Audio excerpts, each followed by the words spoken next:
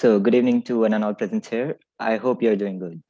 We're delighted to welcome you all to our second day of lectures of our program Zenith 2022. So, today's topic of the lecture is space transportation and where different countries stand, which will be delivered by Dr. P. A. Ramakrishna. Dr. Ramakrishna is a professor at Indian Institute of Technology, Madras, India. Expertise lies in aerospace engineering, mainly combustion, propulsion, and energy conservation. He got his bachelor's degree from the National Institute of Engineering, Mysore. He did his master's and PhD from the Indian Institute of Science, Bangalore. We are privileged to welcome you, sir. The stage is yours. Thank you very much, Pranav. Thank you very much, all of you, for. I think it must be very early in the morning for you guys. Actually, it's evening. It's evening. Where? Which portion? For some of us, it's still the morning, but yeah, for most of us, it's Indian Standard Time. So. Okay. So fine. The photograph that you had showed got me into trouble a little some time back. There's an interesting anecdote. I was invited to a school. It's called the School of Mechanical and Engineering Sciences, and it's an army school in Hyderabad, MSME. It is called in Hyderabad. So there, they put up this photograph, which was taken some 20 years back around. So they said, I'm sure you will follow a little bit of Hindi. They said किसी professor को लाने के लिए बोले थे, किसी बच्चे को उठा के लेके आ गए. So I'm a lot older than that photograph that seems to be there everywhere. Okay, so thank you for your introduction, and I specialize mostly in propulsion, and especially in rocket propulsion, and also in ramjet propulsion and other areas of propulsion. So today's talk that I have is on space propulsion, and I am going to talk about mostly about what are all the vehicles that are available for different countries to launch certain payloads. What is it that India is doing? And also, what is it that other countries are doing in order to bring down the launch cost? There is a new kind of space race that has started, and that primarily is driven by economics. Because if you look at it, a lot of countries, earlier there was technology denial to go to space because some countries had a certain technology and some others didn't have. Now that era is more or less over, but now the era of, if 5 of us can do it, who can do it at the lowest cost is what is going to drive the space age in the coming decades. So with that small introduction, and as I said, when I say where do we stand, I mean India stands. So if I remember right, I didn't know who the target audience was. So therefore I had said, where do different countries stand? Right? It also is a comparison with different countries.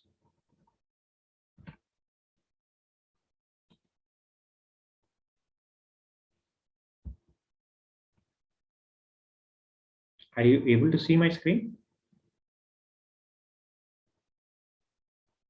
Sir, it's a black screen right now. Yeah, okay.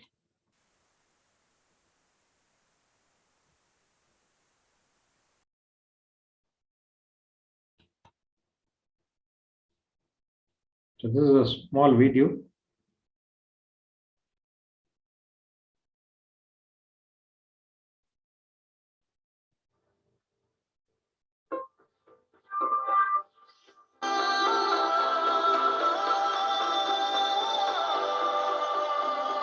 there's some kind of history of how rockets were developed and how they got bigger and better.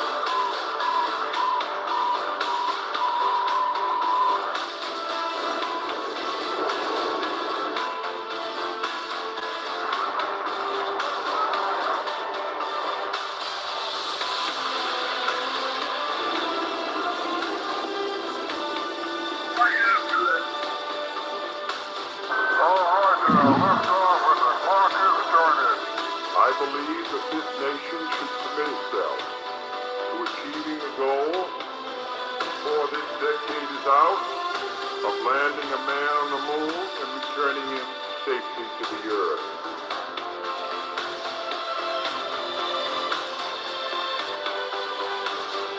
Liftoff. We have a liftoff. Liftoff on Apollo 11. Tranquility Base here. The Eagle has landed. That's one small step for man, one giant leap for mankind.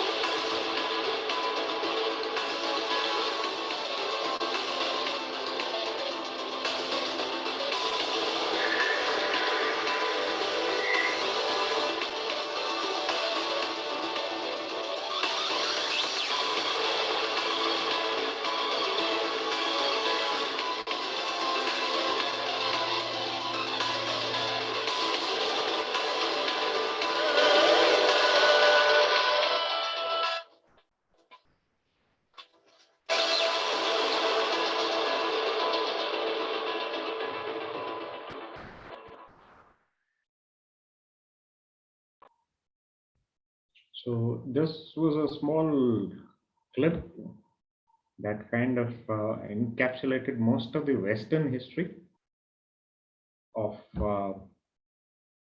launching and other things, because you might have noticed there's nothing that is discussed about India. Now, if you look at the world map and look at which are all the countries that have this capability, there are very, very few countries that have this capability. So one is Russia, US, Europe. Please remember, no single country in the Europe has this capability, but it's a European Union that is making these vehicles as a conglomerate of many countries. And then, of course, Japan, China, India. So these are only the countries that have this capability, right? So, I don't know if you're able to see the full screen. Yes, sir. Okay. So if we look at United States of America, we do not have any, there are no launch vehicles that NASA has currently, because some time back they decommissioned the space shuttle, and therefore they do not have a launch vehicle of their own.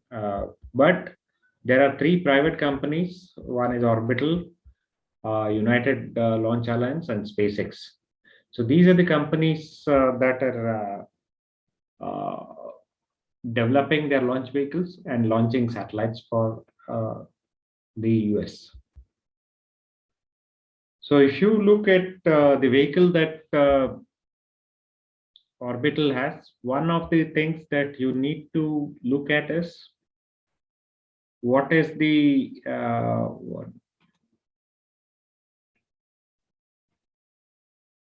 what is the payload that it can deliver. Payload can be a satellite, which is there up there, and what is its launch mass? That is, at the time of takeoff, what is the overall mass? So you notice it is a very small fraction of what is launched goes into useful payload. And you do tend to use multiple stages, primarily because if you have a single stage, there is a certain dead mass that is accumulating once the propellant is burnt. Now, if that is accumulated, then the energy is also being imparted to that dead mass. If you can, from time to time, throw out this dead mass, then your more and more energy would be imparted to the useful payload, right? So that is the idea of having multiple stages that you see most places. Initially, a lot of countries had more stages, but more recently, the norm is to go for 2.5 or max 3 stages. The reason being, why don't we have more stages? If you have basically infinite number of stages, then your payload fraction will go up. But you don't want to have that, because every time you separate one stage from the other, there's a lot of activities to do, and the reliability of the vehicle goes down with a larger number of stages. So that's the reason why people all over the world are now looking at 2.5 or 3 stages maximum.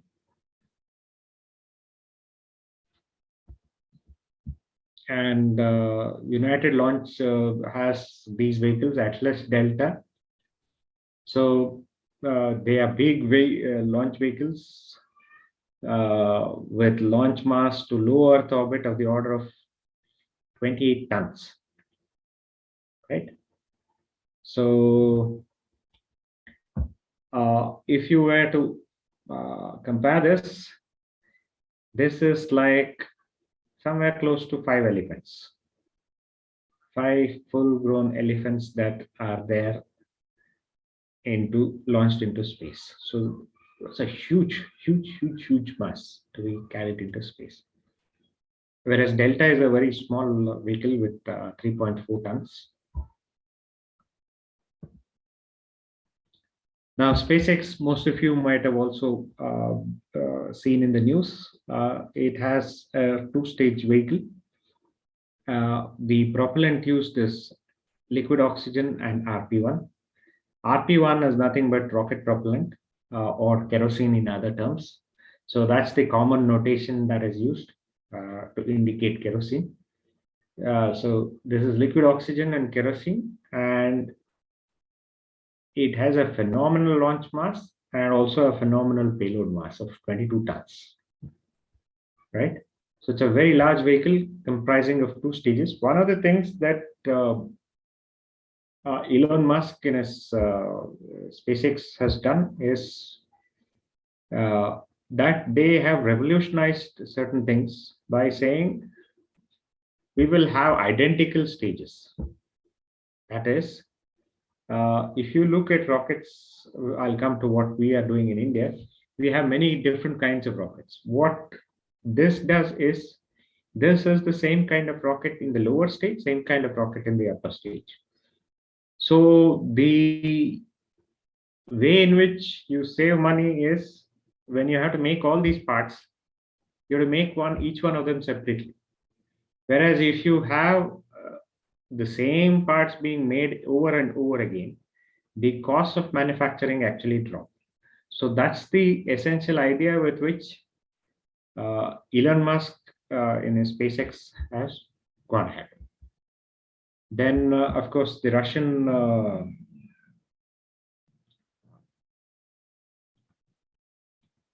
vehicles are Proton and Soyuz. Proton is a very big vehicle with maximum mass to low Earth orbit being somewhere around 22 tons. And if you look at Soyuz, Soyuz is a real workhorse. It must have completed more than 2,000 missions to space. Soyuz has been also leased out to European Space Agency, and European Space Agency till very recently was using this to go to the International Space Station.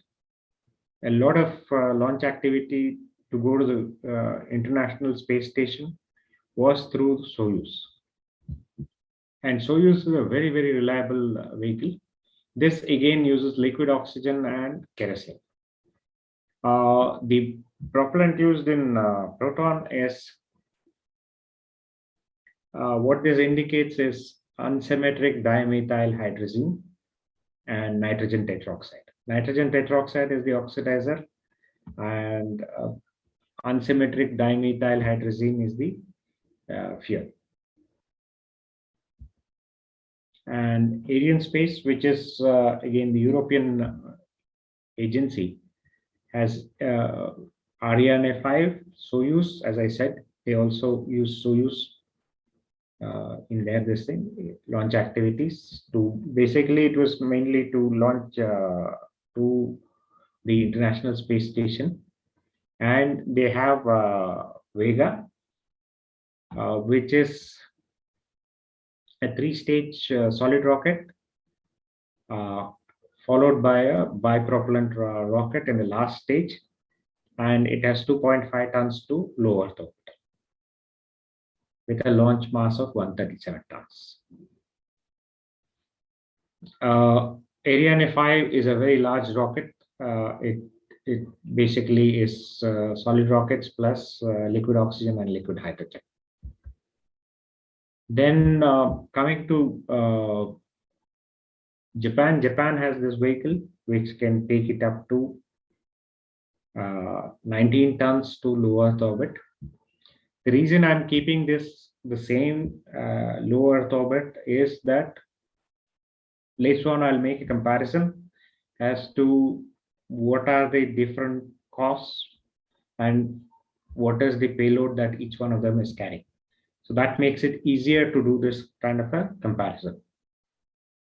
So you notice that it's primarily a LOX, liquid oxygen, liquid hydrogen engine with 2 stages and 4 strap-ons. These rockets here are called as strap-ons because essentially they're strapped onto this main vehicle.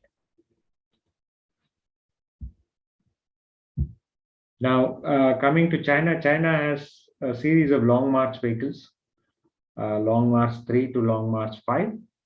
And Long March 5 is the largest vehicle with somewhere around 23 tons to low Earth orbit. Right? And if you see, some of the large vehicles tend to go towards liquid oxygen and kerosene, and liquid oxygen hydrogen systems. Now, India has currently 3 operational vehicles. One is called PSLV. The other one is called GSLV and GSLV Mark II, Mark III. Long back when I studied my master's at Indian Institute of Science, there were a lot of ISRO scientists, and one of them told us what's the slang definition for PSLV, GSLV at that time. Remember, I did this in 94. PSLV first flight was earlier to that was a failure, and only in 94 it succeeded first time. So till that time it was not, it is no longer the terminology that I'm going to use is only to tell you what people used to think of these vehicles at that time, right? So PSLV at that time was considered as permanent sea-looking vehicle, and GSLV was considered as guaranteed sea-looking vehicle. So we've come a long way from those times. Almost we are close to 30 years, and all of them, especially PSLV, has a very good record of launching satellites and launching them very reliably. I think over the last 50 odd flights, we've had 1 or 2 failures, which is a very good reliability to have. Now, the largest of these vehicles is GSLV Mark III. This can launch something like 10 tons to low Earth orbit. And overall, it weighs around 640 tons.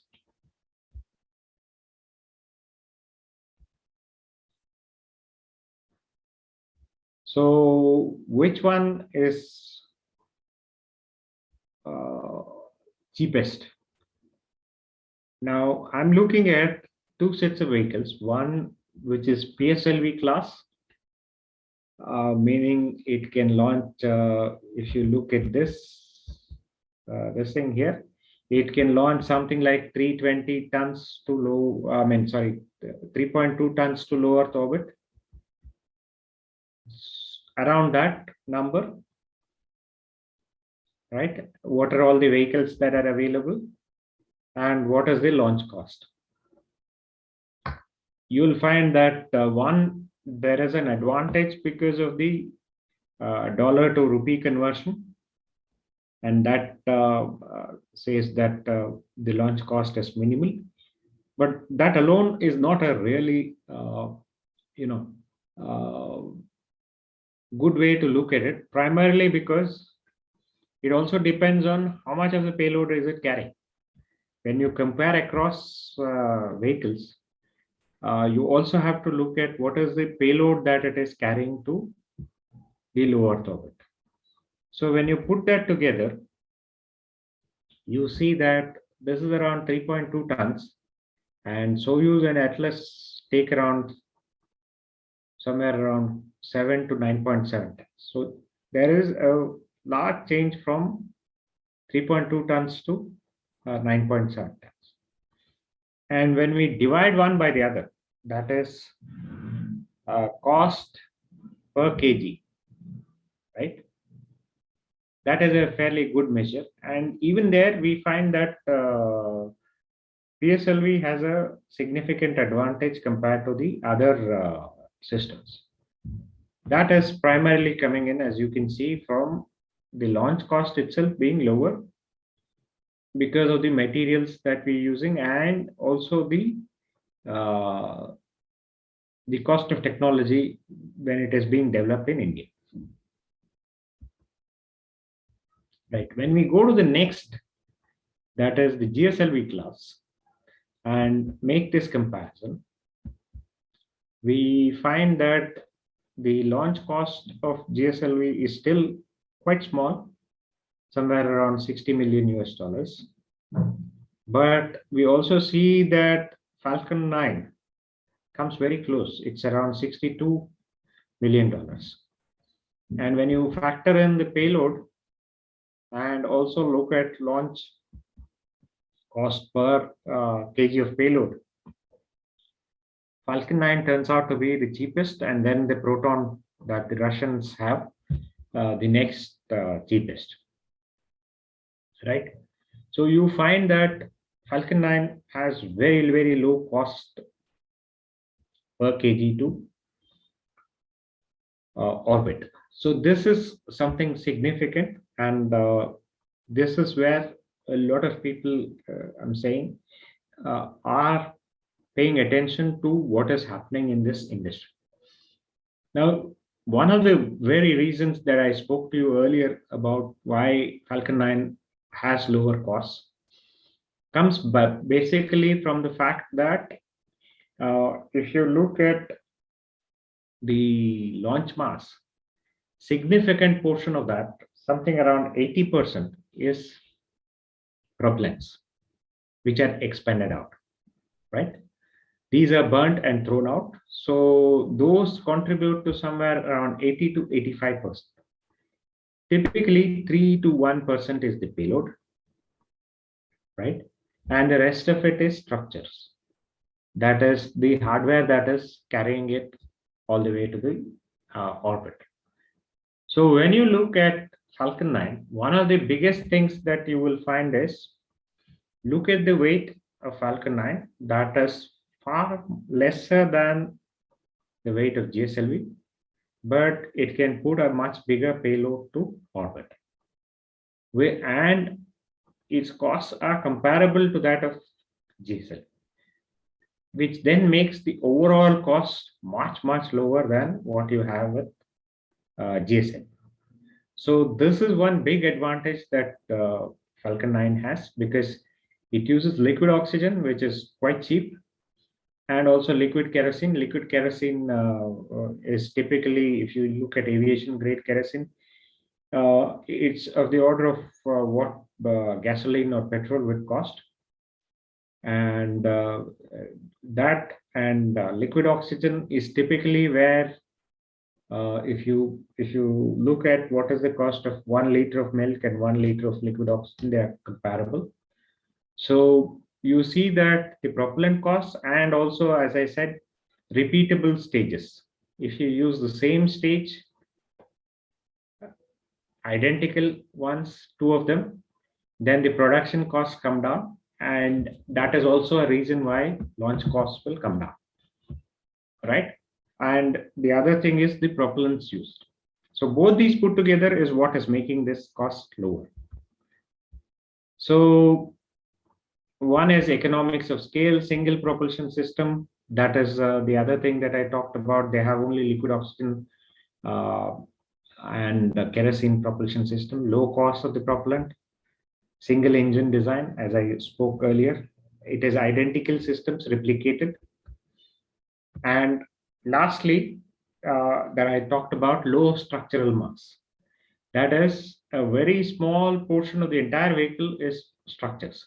As I said, if you're having this larger, you're going to impart energy to in a most non-useful way if these fractions are larger. And that's what most other vehicles will have, and therefore their costs will go up. A lot of it is in-house manufacturing, and in some cases they are also looking at reusing the same vehicle. Now, reusing the same vehicle is something that will save a lot of costs if the making of each vehicle itself is costly.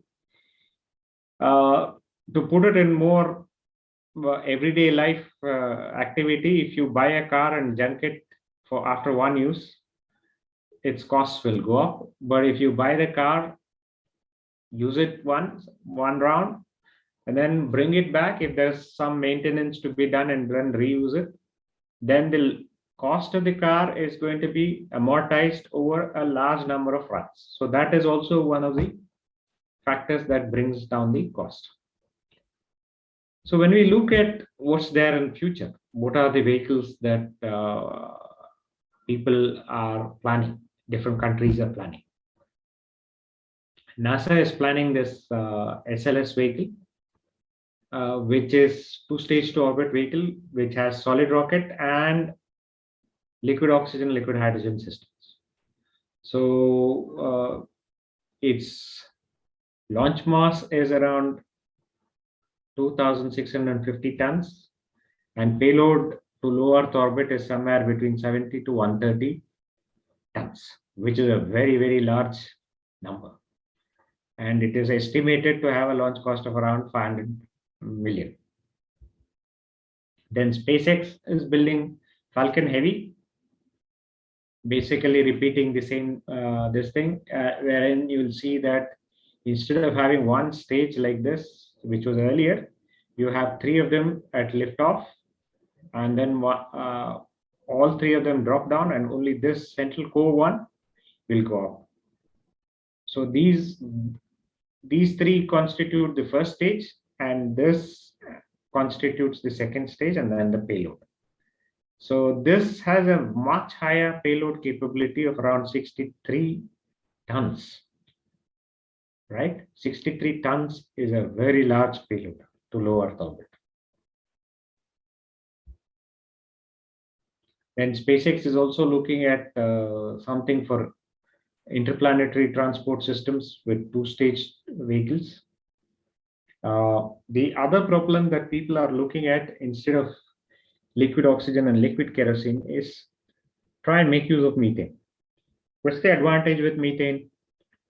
Now, if you look at liquid hydrogen, any idea what is the density of hydrogen?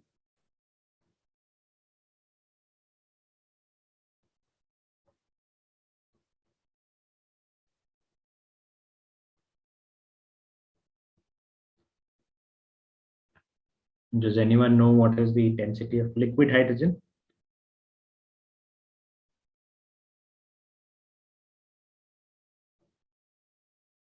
If you write in the chat box, I might not be able to see it. So I request you to tell me what it is. Okay.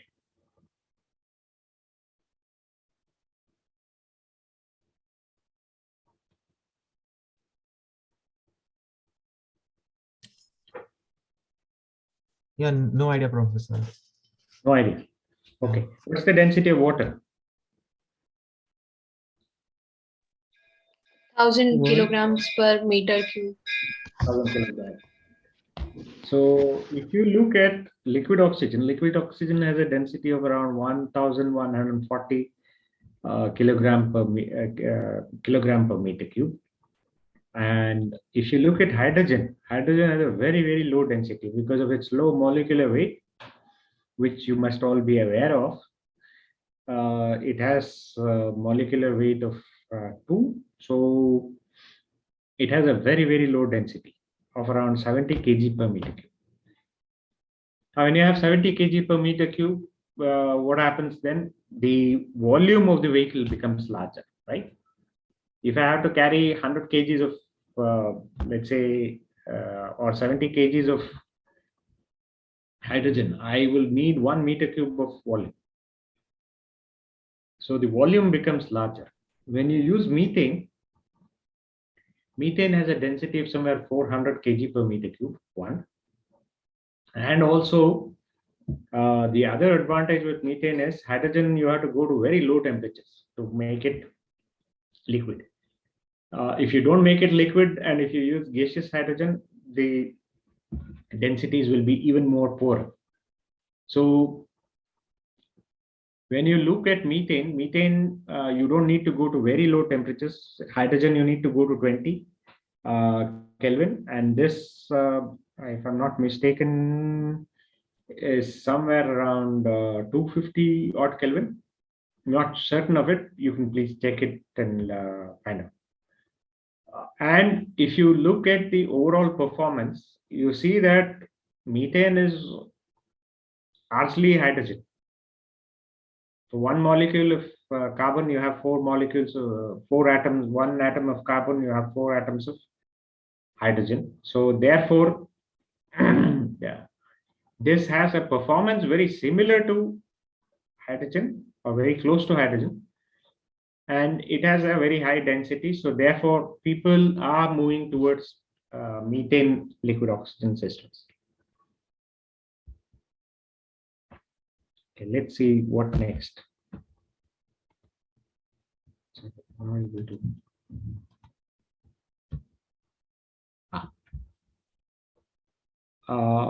The next is Blue Origin. This is another vehicle which also is trying to make use of methane. Then there is something called Strato Launch.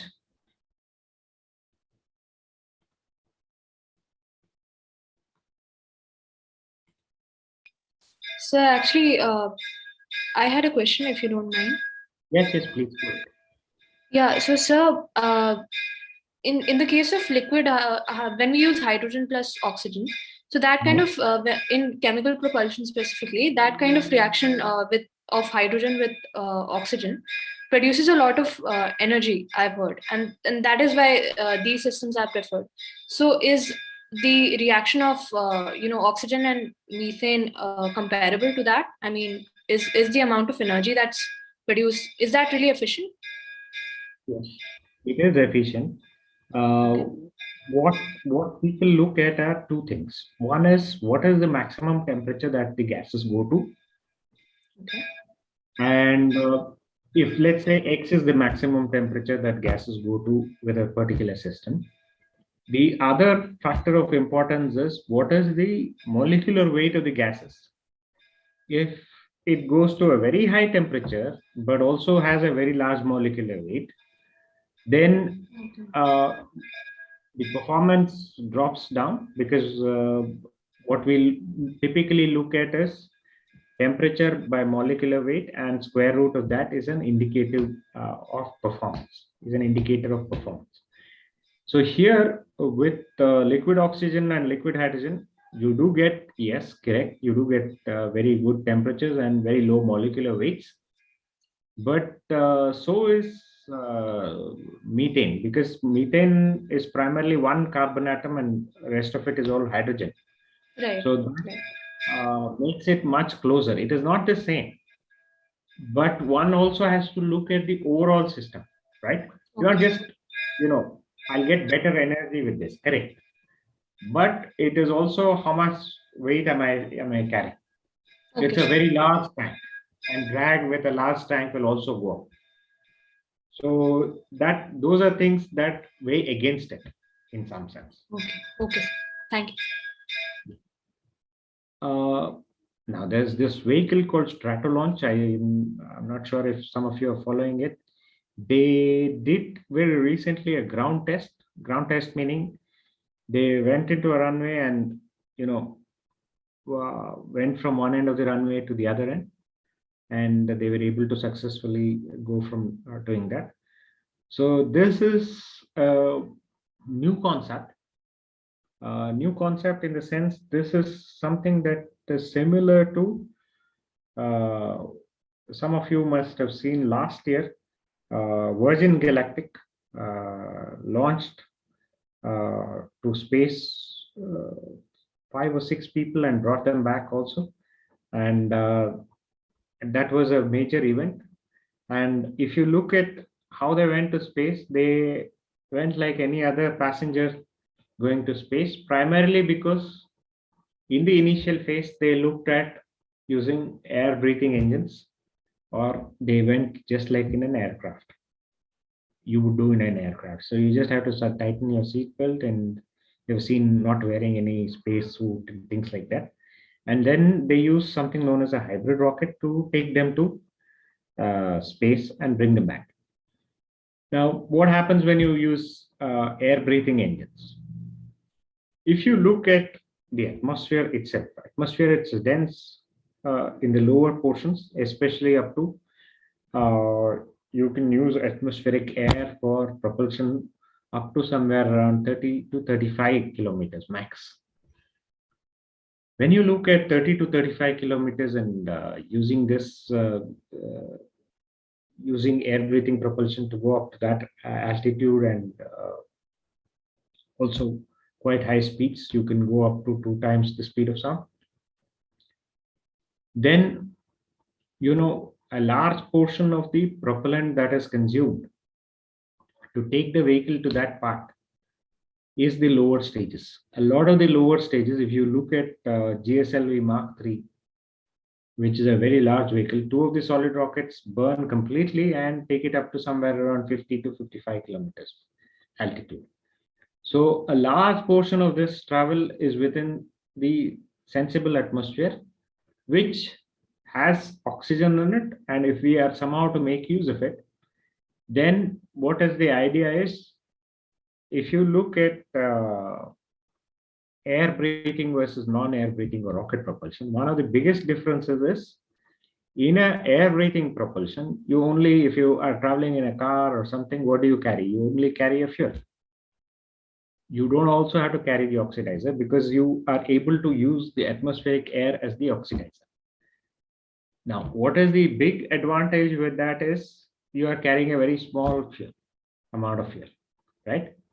If you look at, for example, burning hydrogen completely, hydrogen plus oxygen, to burn hydrogen completely, 1 part of 1 kg of hydrogen, you only need 8 kgs of oxygen, right? So if you're carrying them both, you need 9 kgs. But if you're carrying only hydrogen, you need only 1 kg. So that saves a lot of weight in the initial part. And that's the idea with which such vehicles are built. So this, if you notice, the takeoff weight is somewhere around 590 tons, but the payload at 11 kilometers is somewhere around 230 tons. So from here, it will be able to deliver a very large payload to the low Earth orbit.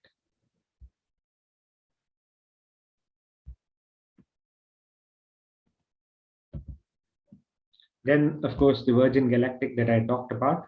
This was what Richard Branson went to space with.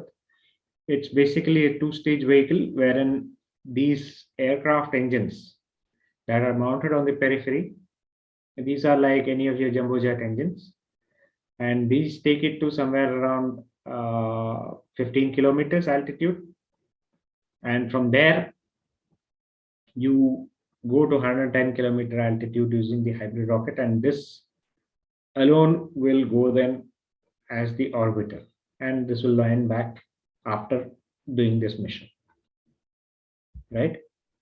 And if you look at ISRO is also planning in future many other vehicles. One is called a unified launch vehicle. I mean, it is called unified launch vehicle because it's the same vehicle and same core of this vehicle,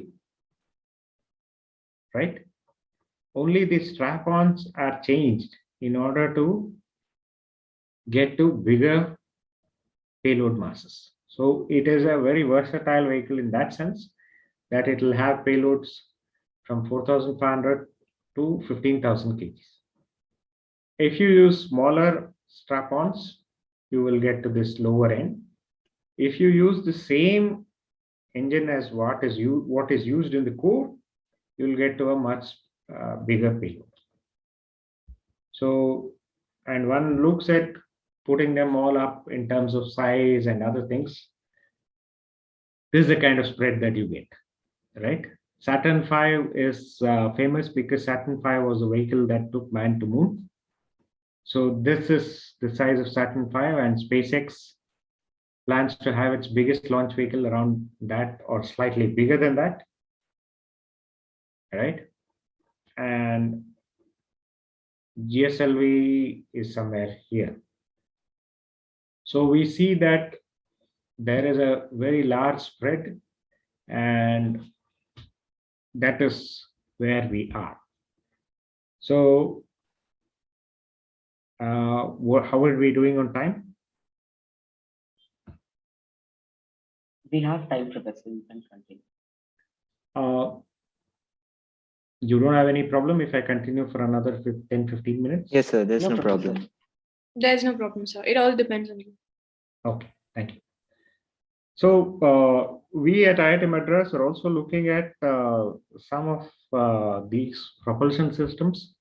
And one of them that could be a game changer for the future is what is called as a hybrid propulsion system that is similar to the one that was used on Galactic, Virgin Galactic. But this, on the Virgin Galactic one, most of you must be aware, you're aware of what is laughing gas? Sir, yes, we're aware, but like, I don't know the Composition. scientific, yeah. Nitrous oxide is called Yes. as laughing. So nitrous oxide is also an oxidizer, and that was used on Virgin Galactic. But what we are looking at is liquid oxygen and paraffin wax. Paraffin wax is something that you use to make candle. So using that, we find that it has a performance that is comparable to what you would have with liquid oxygen and kerosene. I wouldn't want to go into these things because these are some things that require a lot more explanation to understand. And we are also trying to see how to take this forward.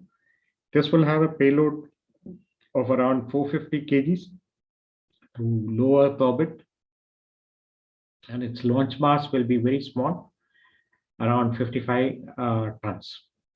Here again, we are also trying to make use of what has been done before, that is similar kind of vehicles. If you see, all of these are very similar, so that the cost of manufacture comes down. And also, if you make use of wax and other things, these are very, very cheap. So I said 80 to 85% plus is all propellants that are burnt and thrown out, right? Very small portion of it is structures and some electronics, and then the rest of it is payload. So if you want to minimize costs, again, you should look at making use of substances that are inexpensive, and some variants of this. And it also shows here costs per kilogram. If you notice here, this is somewhere around 3,300, which turns out to be quite small compared to even PSLV and any other kind of vehicle in that class. So this is what we are trying to look at, and I'll stop with playing this video. We've done a small test of this at Sriharikota, and this system is capable of producing somewhere around 1 kilonewton thrust, right? Oops. Sorry, 1 minute.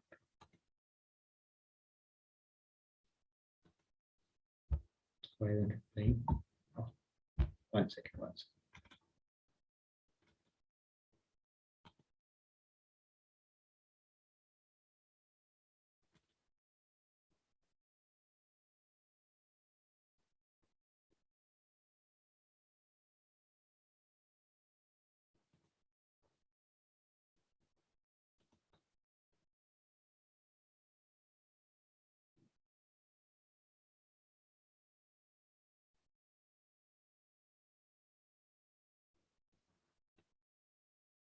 Okay, so I think you have my other details, and as I said in the talk, air breathing, reusability, and structural factor must be small for us to have a lower cost of launching payloads to orbit, and drag should also be very small. I would also place on record the contributions in this of Dr. Nikunj Rathi. Nikunj Rathi is one of the founder and director of this Rathi Aerospace, which is trying to make the vehicle that I talked about, and also of all the research scholars and other colleagues in the department. Thank you. So I'd be happy to answer any of the questions that you have. Thank you.